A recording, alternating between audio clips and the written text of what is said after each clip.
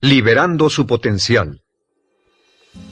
Hablando de potencial humano, ¿alguna vez se han preguntado a qué se debe la gran disparidad de resultados y desempeño entre una persona y otra?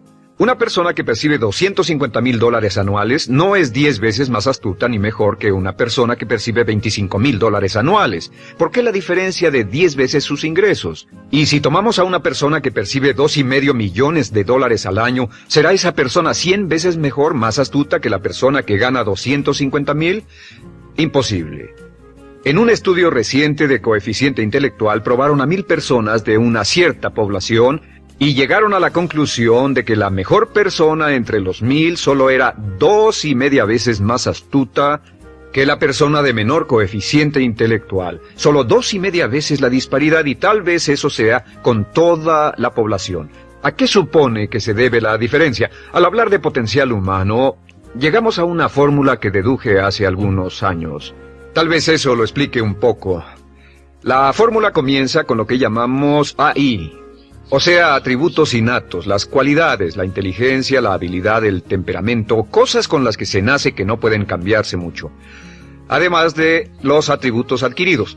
Estos atributos son muy importantes, son su educación, su capacitación, sus capacidades, su experiencia, conocimiento, sabiduría, etc., multiplicado por A, que es su actitud, es igual al potencial humano individual o al desempeño humano individual o resultados individuales humanos. Ahora, de estos tres, los atributos innatos se traen desde el nacimiento. Los adquiridos pueden cambiarse, pero se necesita cierto tiempo para ello, aunque a veces cambiamos muy rápidamente. Cierta información valiosa puede cambiar dramáticamente su eficacia, pero las actitudes pueden aumentarse o disminuirse dramáticamente en segundos. Cada vez que mejoramos nuestra actitud, multiplicamos todas nuestras capacidades. Una actitud ha sido llamada acertadamente el lenguaje más importante del ser humano, la palabra más importante del idioma en el humano.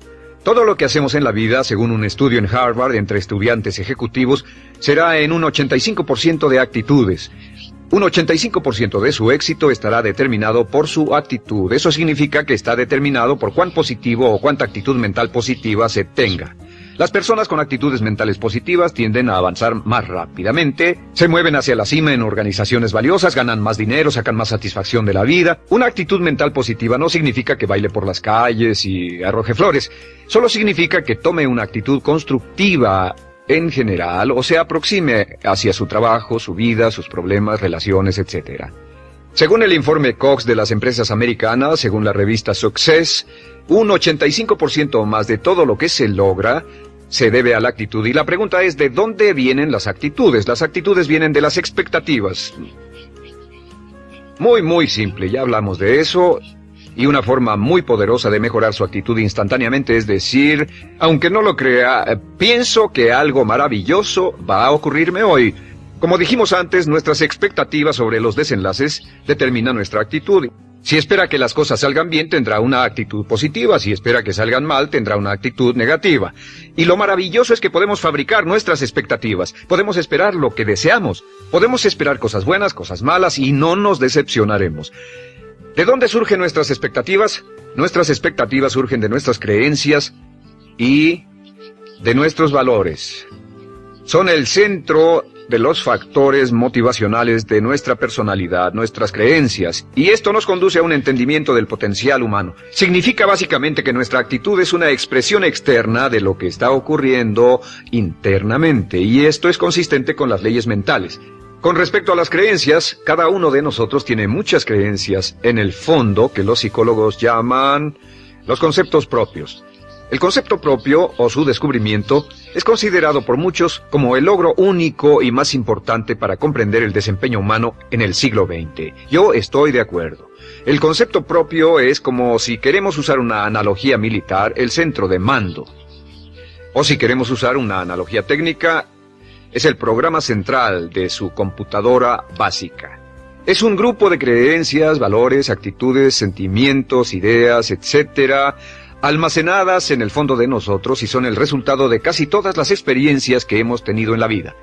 Y algunos investigadores dicen que el concepto propio comienza a formarse aún antes del nacimiento, pero el concepto propio, una vez colocado, Precede, predice y determina sus niveles de eficacia y desempeño en todas las áreas de nuestra vida. El concepto propio se convierte en el centro de mando o el programa maestro. El concepto propio de este grupo de creencias determina lo que dirá, lo que hará, cómo actuará, cómo se siente y reacciona, etc. ¿Qué significa esto? Significa que todas las mejoras en su vida externa, todos los cambios en su realidad comienzan con un cambio en su concepto propio.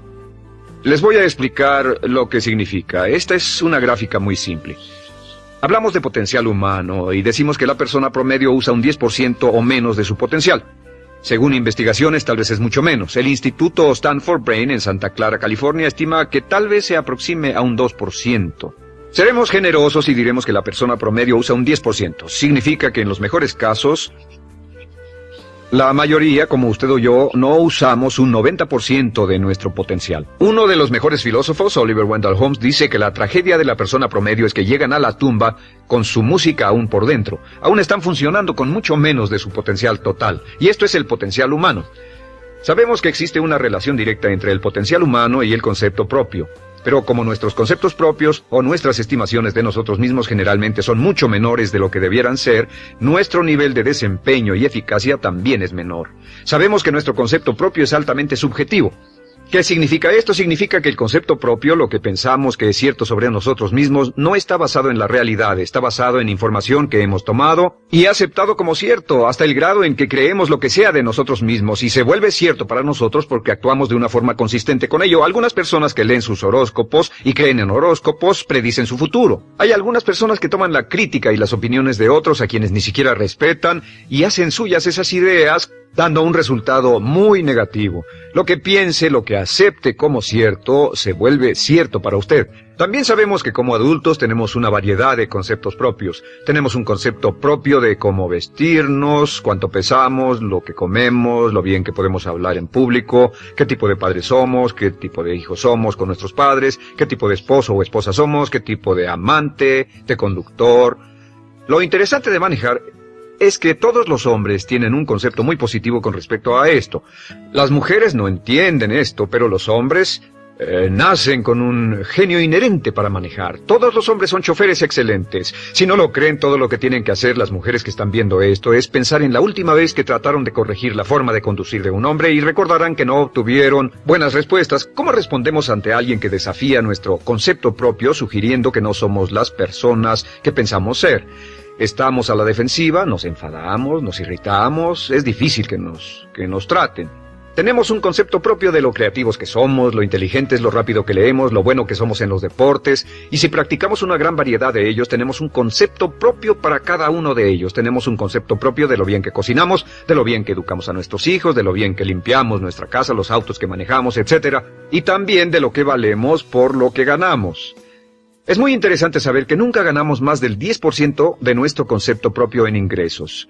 Nuestro concepto propio determina nuestro nivel de ingresos. Este nivel de concepto propio se llama zona de confort. Y aunque queramos más dinero, veremos que la tendencia humana natural de todas las actitudes es luchar por lograr entrar a la zona de confort y luego quedarnos ahí. Si ganamos un 10% por encima de nuestro concepto propio de ingresos, tendremos una necesidad imperante de deshacernos de ese dinero. Lo donaremos, lo gastaremos en forma extravagante y hasta lo perderemos si recibimos demasiado. Las personas que ganan la lotería siempre están quebradas a los 2 o 3 años. Queman el dinero porque ese dinero está más allá de su concepto propio. Si gana 10% o menos de su nivel de concepto propio, se descubrirá luchando, trabajará más duro, más tiempo, pensará en forma más creativa, buscará diferentes formas para aumentar sus ingresos o sus segundos ingresos. La única forma de mejorar cualquier parte de su vida, incluyendo sus ingresos, es aumentando el nivel del concepto propio de sus ingresos, comenzando a pensar en usted como si estuviera ganando más dinero. Si quiere bajar de peso, la única forma en que podrá lograrlo es pensando en que está delgado. Piense en usted mismo como una persona más delgada. Si quiere volverse una persona más popular, más amorosa, más feliz o más sana, comience a pensar una y otra vez en esas cosas hasta que se vuelvan parte de su nuevo concepto propio. Hablaremos de eso más adelante. Es una parte esencial de la programación de su mente hacia el éxito. Su concepto propio global está determinado por el promedio de sus conceptos propios en las áreas que considere importantes. Ahora, su concepto propio está formado de 3 partes críticas. La primera parte del concepto propio es el ideal propio. El ideal propio es la persona que más desearía ser, es su idea de lo que constituye un ganador, es su visión ideal de lo mejor que puede ser usted. Nada más, una de las cosas que sabemos de las personas con éxito es que las personas con éxito tienen ideales propios muy claros, ideales claros de quién quieren ser en el futuro. Las que no tienen éxito tienen ideales muy vagos. El número 2 es la autoimagen. La autoimagen es como un retrato de cómo se ve a sí mismo y lo que piensa de sí mismo. La autoimagen es el espejo interno, es como se percibe a sí mismo ahora en su desempeño actual, en forma cotidiana. La tercera parte es su autoestima. Su autoestima es cómo se siente consigo mismo.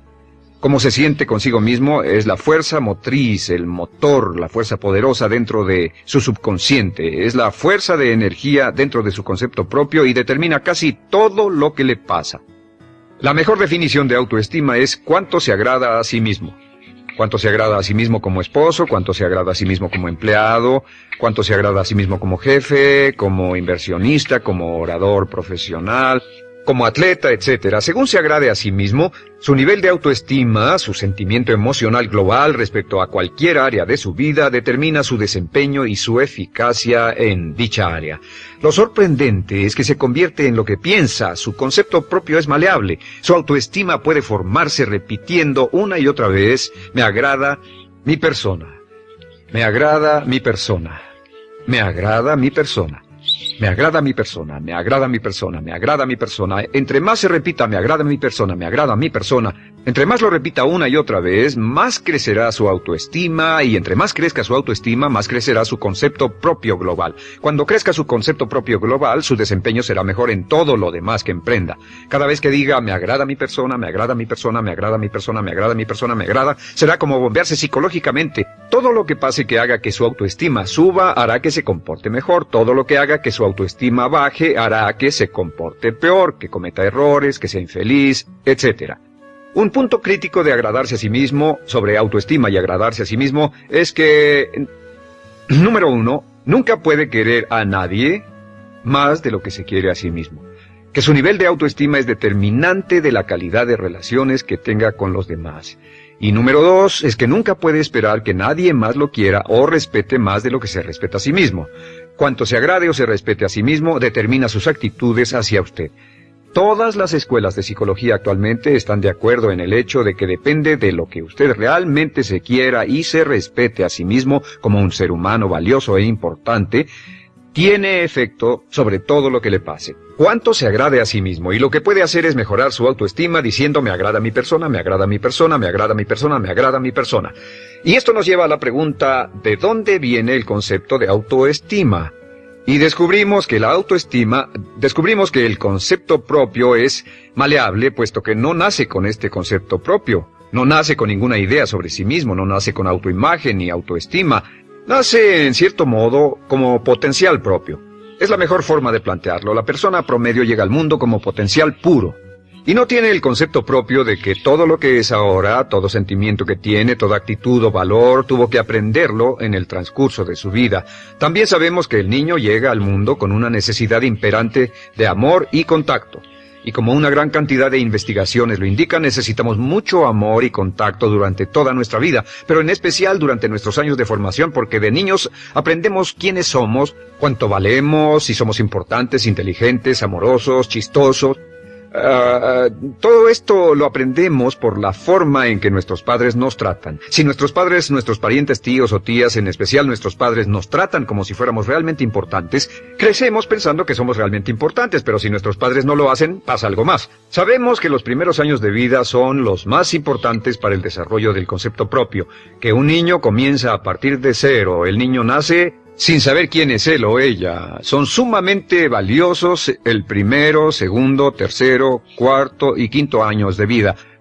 Algunos psicólogos pensaban que eran los 5 primeros años, pero ahora dicen que son los 3 primeros años. En sus 3 primeros años de vida el niño aprende quién es, y dicen que si se les da suficiente cantidad y buena calidad de amor en los 3 a 5 primeros años, los prepara usted de por vida. Los coloca en una base sólida de autoestima y confianza en sí mismos, valor e importancia realmente. Existe una relación directa entre la calidad y la cantidad de amor y el desarrollo de una personalidad sana. Entre más amor, amor incondicional, reciba un niño en sus años formativos, más fuerte será la base de su personalidad.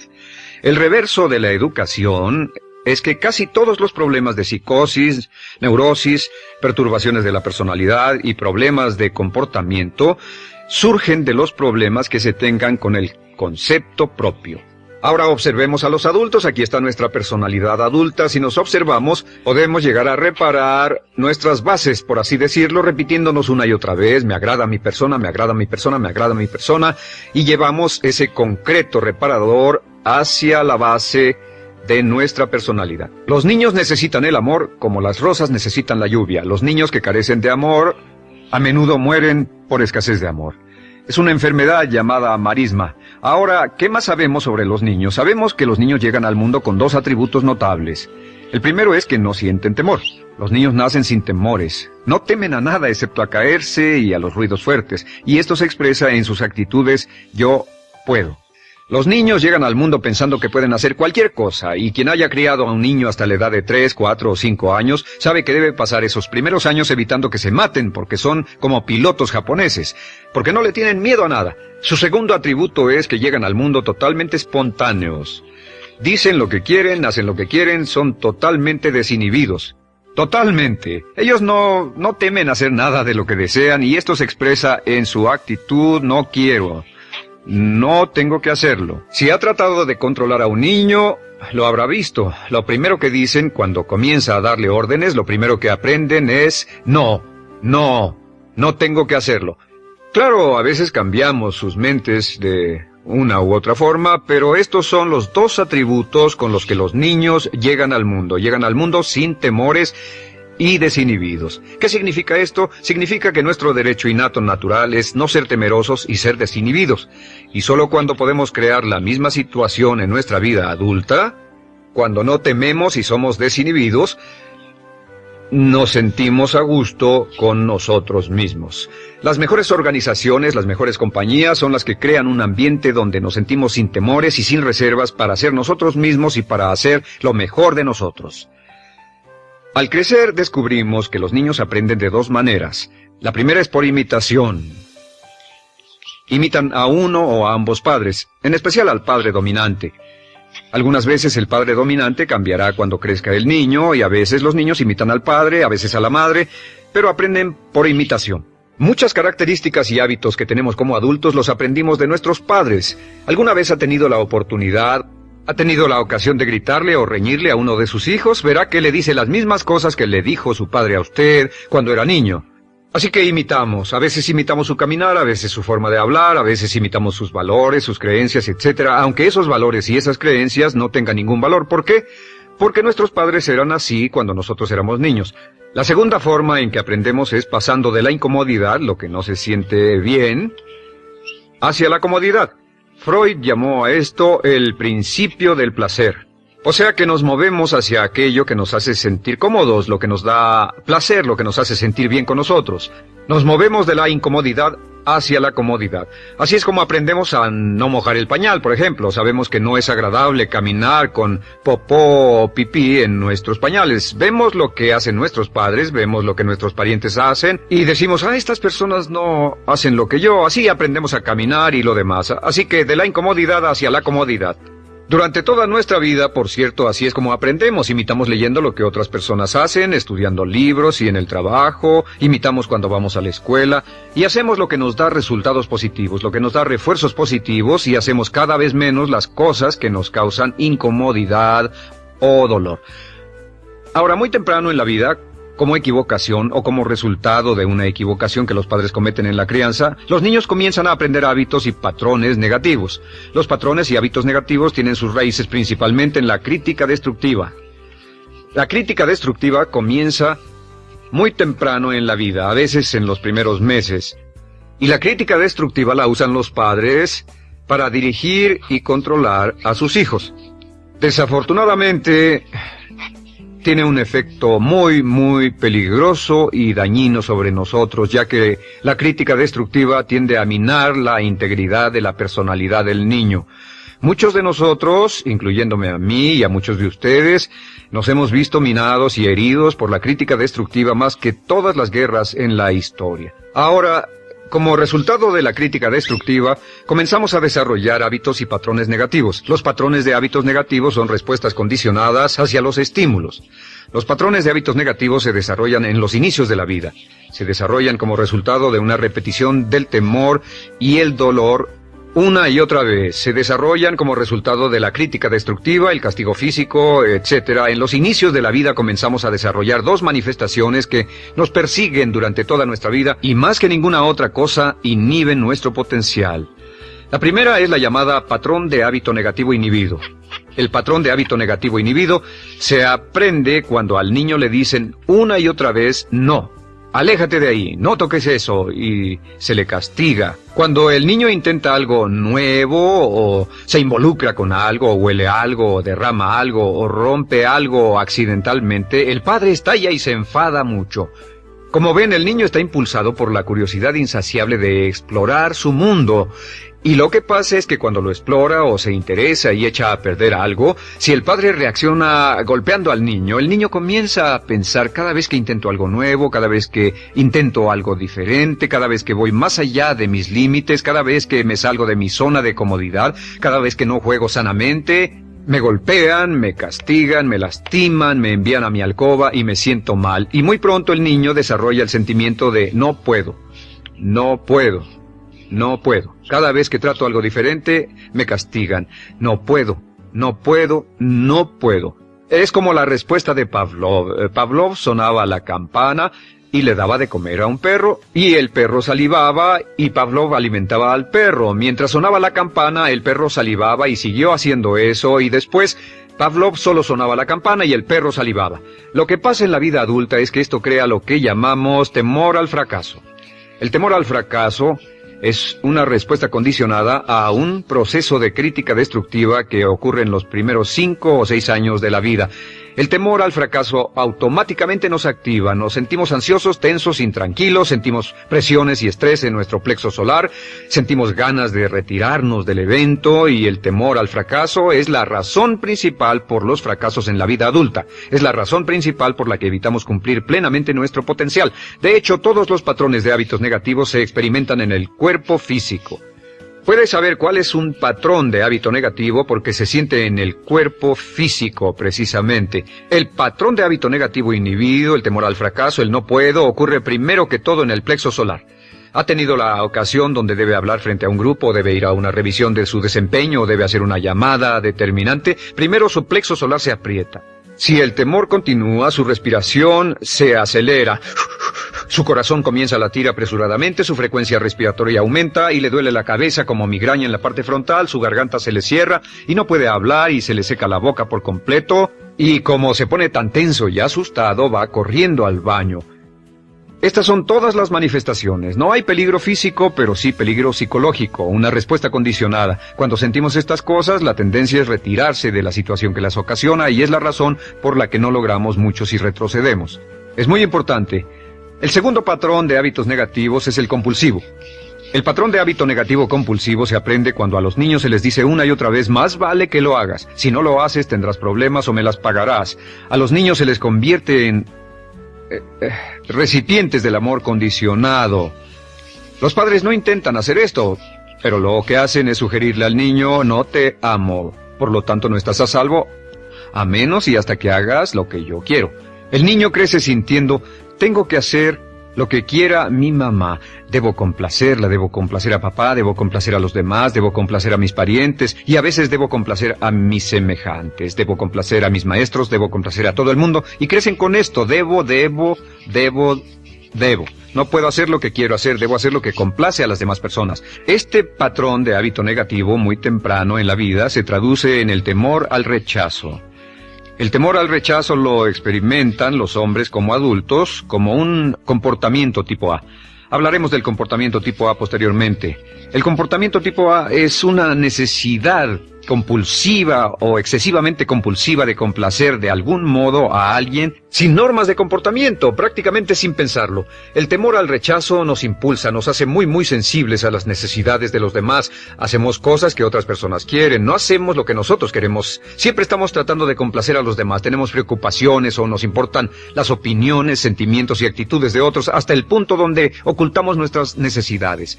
El temor al rechazo se siente en la columna del cuerpo.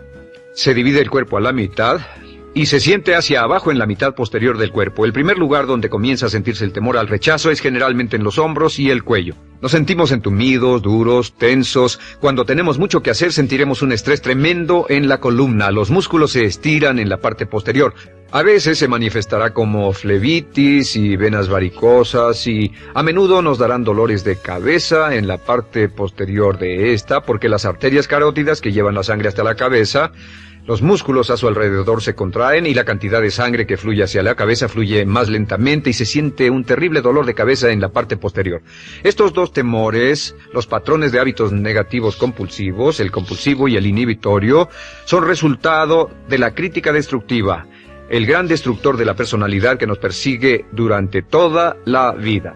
Y lo maravilloso de todo esto es que como son patrones de hábitos aprendidos, podemos olvidarlos. Podemos acabar con el temor al fracaso que nos detiene. Podemos acabar con el temor al rechazo que hace que hagamos cosas que complacen a los demás en vez de complacernos a nosotros, trabajando con nuestra propia autoestima.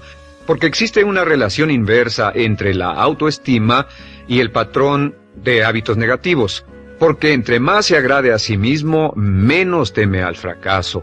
Entre más se agrade a sí mismo, menos teme al rechazo. Entre más se agrade a sí mismo, menos temerá a cualquier cosa. Y si sigue repitiendo, me agrada mi persona, me agrada mi persona, me agrada mi persona una y otra vez, si sigue diciendo esto, con el tiempo su autoestima sube más y más y más y más y sus temores desde luego bajan. Cuando su autoestima sube, sus temores van en dirección opuesta. Ahora, ¿cómo enfrentar la crítica destructiva si debe criticar a otras personas? Pues eso es muy simple. Muchos padres nos han preguntado eso. ¿Cómo se controla a los niños? Una de las claves para controlar a los niños es dirigirlos para que hagan algo constructivo en lugar de hacer algo destructivo. Otra cosa que debe recordarse es que lo que quiere hacer es que quiere dar una crítica informativa, crítica constructiva, lo que significa que se les dice a los niños lo que pueden hacer o a los adultos lo que pueden hacer mejor. Todo el propósito de dar retroalimentación de cualquier tipo es mejorar el desempeño. Si es padre, o si es jefe, o si es una persona en una relación, si una persona está haciendo algo malo o inadecuado, todo el propósito de darles cualquier tipo de retroalimentación es para que puedan hacerlo mejor. Sin embargo, existe una relación directa entre la autoestima y la crítica destructiva. Cada vez que se critica a una persona, su autoestima baja. Y cada vez que su autoestima baja, su habilidad para desempeñarse baja. Si critica a una persona en forma destructiva demasiado tiempo, llegará a un punto donde no intentarán nada. Se convierte en lo que llamamos hipersensible. Un adulto hipersensible es aquel que no puede aceptar críticas de nadie. Un adulto hipersensible es una persona que está muy tensa, ansiosa, si siquiera sugiere que no está haciendo lo correcto. Si trata con un adulto hipersensible, la clave es sentarlo y recordar 4 cosas. Número 1, comenzar con alabanzas. Número 2, proteja la autoestima de la persona a toda costa. Número 3, discuta el desempeño y no a la persona. Hable del comportamiento más que de la persona.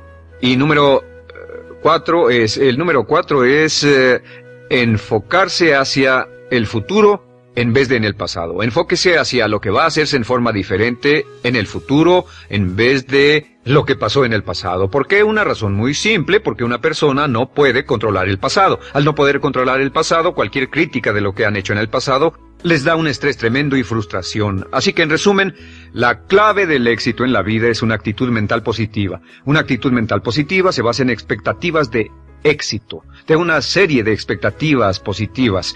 Esa serie de expectativas positivas se basa en sus creencias y en su concepto de sí mismo. El centro de su concepto propio que determina su eficacia en la vida es su autoestima, y su autoestima se mide por cuanto se valore a sí mismo. Las dos cosas que nos frenan más que nada son el temor al fracaso y el temor al rechazo.